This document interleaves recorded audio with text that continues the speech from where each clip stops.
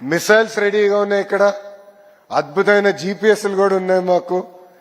మాకు guidance time to time ఇస్తారు.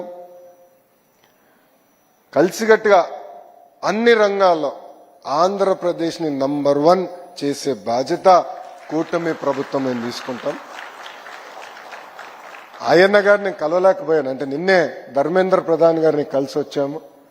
ధర్మేంద్ర ప్రధాన్ గారికి కాన్స్టిట్యూషన్ డే నాడు మాక్ అసెంబ్లీ ఎట్లా నిర్వహించామో ఆయనకు వీడియో చూపించాము.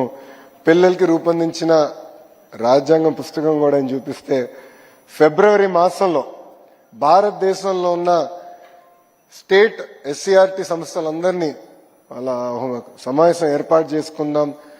ఏ మోడల్ ఏదైతే అద్భుతంగా ఆంధ్ర రాష్ట్రంలో మీరు రూపొందించారో ఆ మోడల్ అన్ని రాష్ట్రాల్లో అదే మోడల్ ఇంప్లిమెంట్ చేయాలి, వాళ్ళు కొంచెం అవగాహన తీసుకొద్దామని ఆయన చెప్తాం జరిగింది.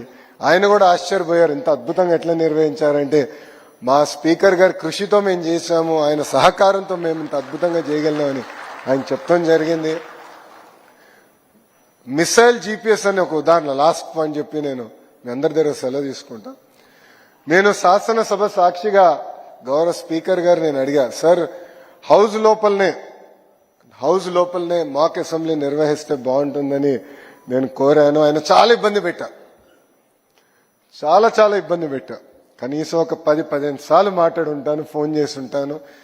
అంటే మంచి మనసుతో ఏదో చేయాలని అనుకుంటాం.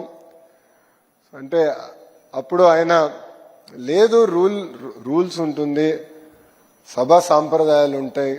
అంటే మీరే కదా సార్ స్పీకర్, మీ చేతుల్లోనే అంత ఉంటుంది.